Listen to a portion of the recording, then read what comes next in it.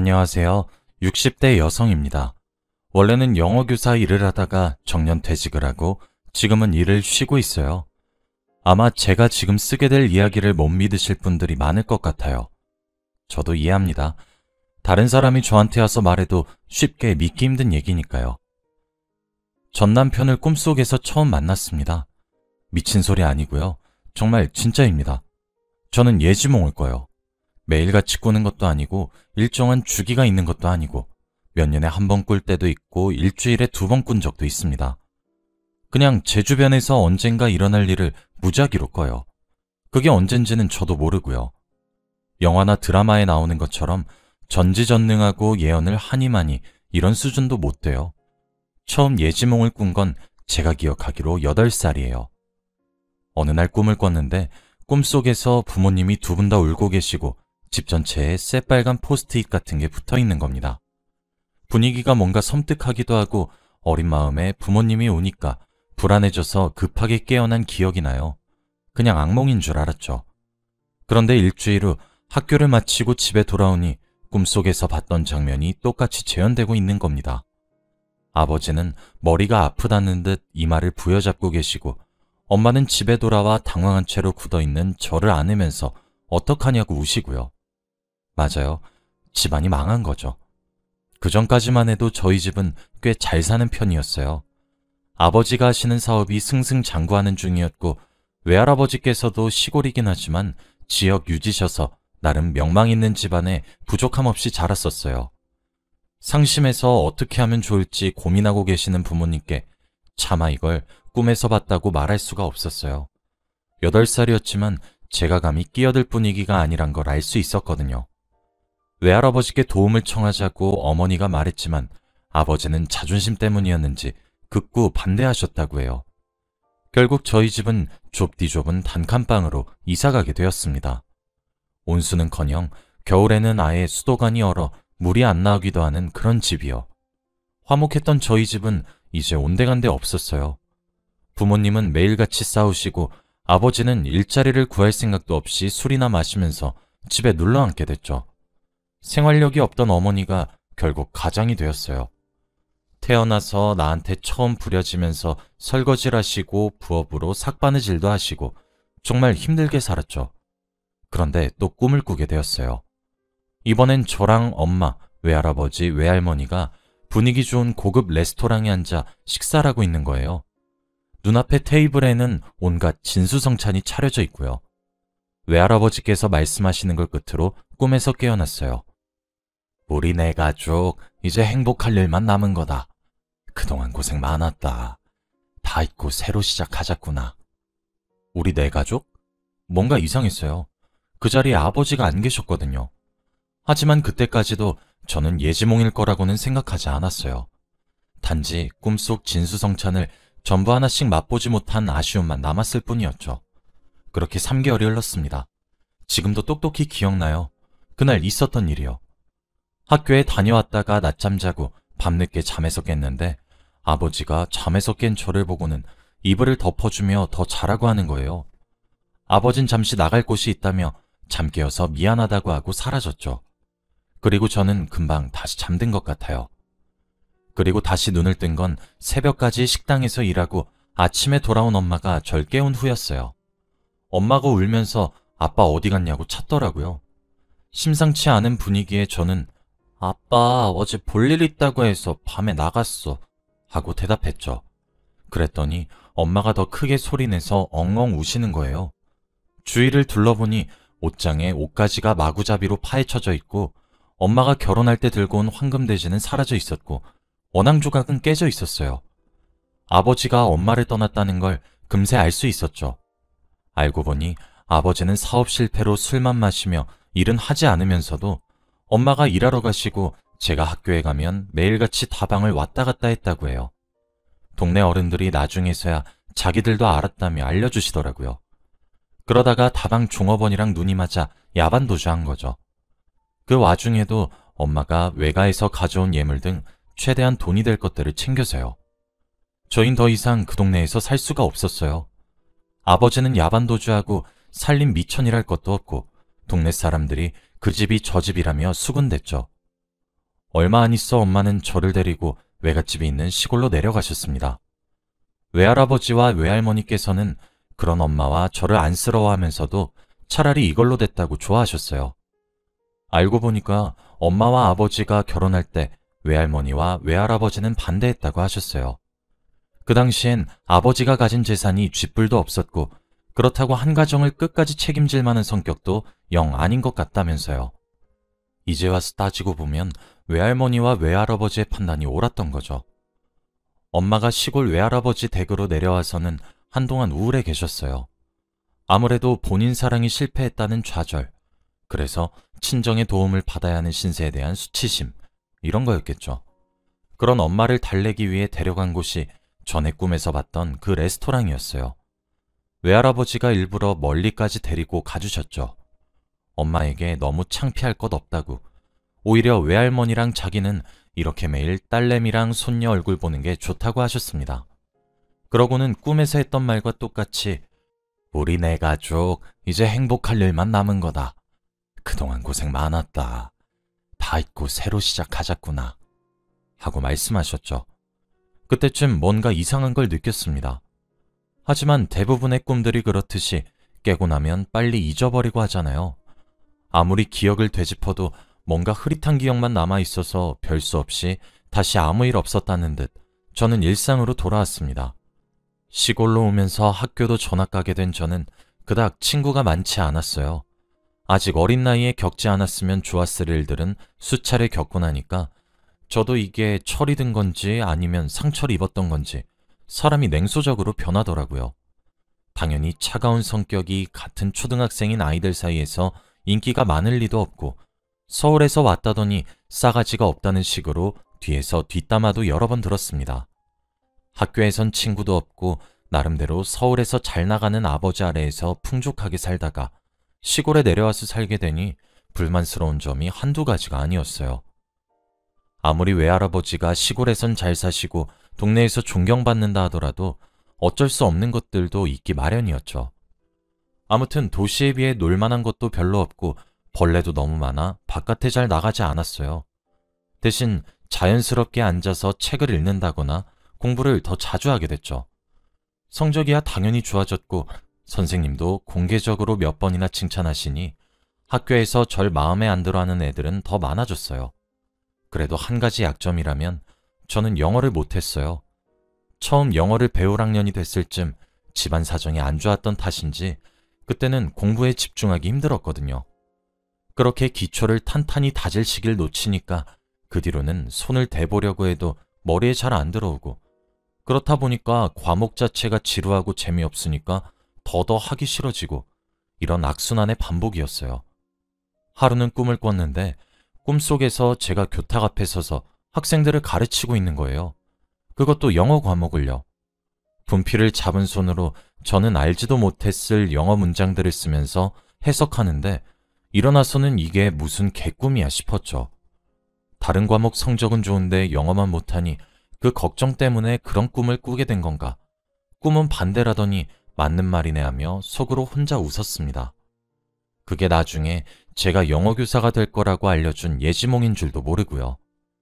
시간이 조금 더 지나 저는 고등학생이 되었어요.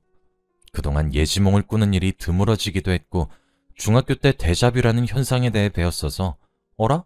나 이 장면 꿈에서 본 것 같은데? 싶었던 건 전부 데자뷰라고 생각하고 말았어요. 그러다가 어쩌면 제 인생에서 가장 중요하고도 할 수 있는 예지몽을 하나 꾸게 됩니다. 꿈속에서 저는 횡단보도 앞에 서 있었어요. 신호등을 기다리는 것 같았죠. 바로 옆에는 남색 정장을 입은 어떤 남자가 서 있었고 주변에도 저처럼 신호등이 바뀌길 기다리는 사람들이 여러 서 있었죠. 제 옆에 그 남자는 깔끔하고 선한 인상이었어요. 입가에는 미소를 띤 채로 맞은편 공원을 보고 있었죠. 어쩐지 꿈인데도 눈을 뗄 수 없을 만큼 계속 쳐다보게 됐어요. 그러다가 신호등이 초록불로 바뀌고 남자가 앞서 걸어나가는 걸 보고 저도 뒤늦게 따라가려는데 그 순간 옆에서 돌진해오는 트럭에 남자가 치인 거예요. 꿈인데도 너무 놀라 연기가 피어오르는 사고 현장을 멍하니 지켜보는 걸 끝으로 꿈에서 깨어났어요. 꿈속이었는데도 그 교통사고가 너무 생생하고 충격적이어서 식은땀을 잔뜩 흘린 채로 깨어났죠. 깨어났는데도 사고당한 그 남자의 얼굴이 떠나질 않았어요. 제가 사고를 낸 것도 아니고 그 남자를 밀친 것도 아니고 가만 생각해보면 그냥 꿈에서 일어난 일이고 현실도 아닌데 왜 그런 마음을 갖게 되는지 스스로가 이해되질 않았습니다. 한동안은 그 꿈만 생각하면 괜히 울적해지고 수업에 집중을 못할 정도로 싱숭생숭하고 그랬네요. 그래도 시간이 지나서는 입시 때문에 그 꿈도 서서히 잊혀져 갔지만요. 고등학교에 가서도 나름 공부를 좀 했던 저는 나름 욕심이랑 자신감이 있었어요. 그래서 다 제 성적보다 조금씩 높은 곳에 입시원서를 넣었죠. 학교 이름에 욕심을 부리면서 나름 가능성 있는 곳에 지원하게 되다 보니 원하는 학과는 포기해야 했어요. 그러다 보니 영어 교육과에도 지원하게 됐죠.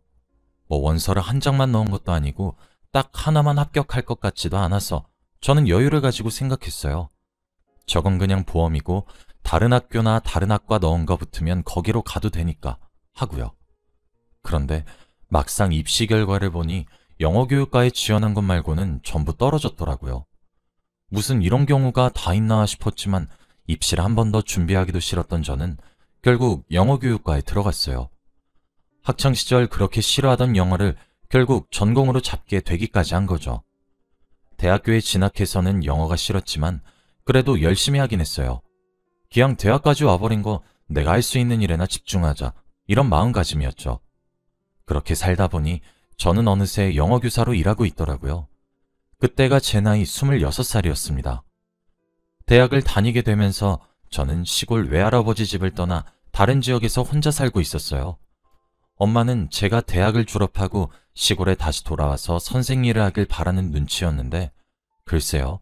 시골에 살았을 때 특별히 좋았던 기억이 없기도 하고 학교도 훨씬 많은 도시에서 일하는 게 나을 것 같았어요. 그래서 직장도 도시에서 구하게 되었죠. 하루는 걸어서 학교까지 출근하는 길이었어요.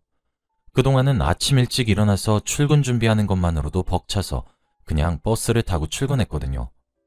그런데 그날따라 일찍 일어나기도 했고 요즘 너무 운동을 못했다 싶어 좀 걷기도 할 겸 새로운 길로 걸어가서 학교까지 가고 있었죠.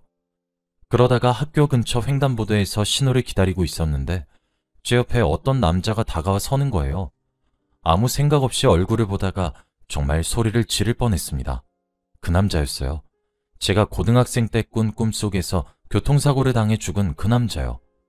똑같은 인상, 똑같은 표정, 똑같은 남색 정장. 바쁘게 살면서 잠시 까먹고 있었다지만 다시 보자마자 바로 떠올랐어요. 이 남자가 꿈속에 그 남자가 맞다는 것과 그 남자가 바라보는 횡단보도 맞은편의 공원까지요. 꿈속에서 본 인물, 꿈속에서 본 장소 그대로였어요. 그리고 꿈속에서 본 것과 똑같이 시간이 흘러간다면 이 남자는 조금 뒤 옆에서 오는 트럭에 치여 죽는 거겠죠. 저는 소름이 돋기도 하고 이게 현실인가 싶기도 해서 어떻게 하면 좋을지 몰라 당황하고 있었어요. 불안한 심정으로 맞은편 신호등에 빨간 불빛만 주시하고 있었죠. 이윽고 초록색으로 바뀌더군요. 도저히 사람이 죽는다는 걸 알면서도 방치할 수는 없어서 저는 신호등의 초록빛을 보자마자 그 남자의 발을 세게 잡아당겨 뒤로 물러서게 했어요. 잠시만요 하고 크게 소리치는 동시에 트럭이 엄청 빠른 속도로 저희 눈앞을 지나갔죠. 저와 그 남자의 뒤에 있던 사람들도 제가 크게 소리 지른 탓에 놀라서 발걸음을 뗄 생각을 못했던 것 같아요. 결과적으로 아무도 죽지 않고 아무도 다치지 않았던 거죠. 바로 코앞에 트럭이 지나가고 남자는 깜짝 놀라서 바닥에 털썩 주저앉더라고요. 그러면서 자기 팔을 붙잡고 있던 제 손을 붙잡아 연신 감사합니다, 감사합니다 하며 인사했어요. 하마터면 죽을 뻔했는데 그걸 구해준 거나 다름없으니 그랬던 거겠죠. 저도 놀란 건 마찬가지였어요. 이 일을 통해 제가 가끔 꿨던 꿈들이 정말로 예지몽이었단 걸 처음 알게 된 거였거든요.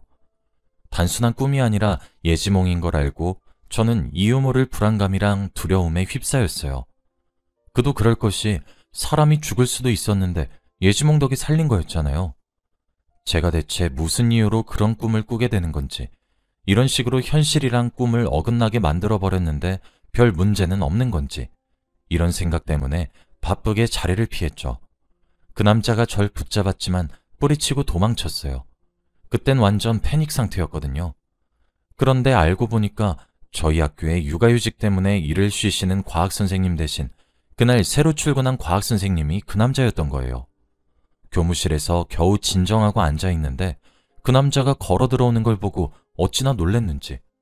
학교에서 저를 보고 또 깜짝 놀라는데 저도 마찬가지였어요.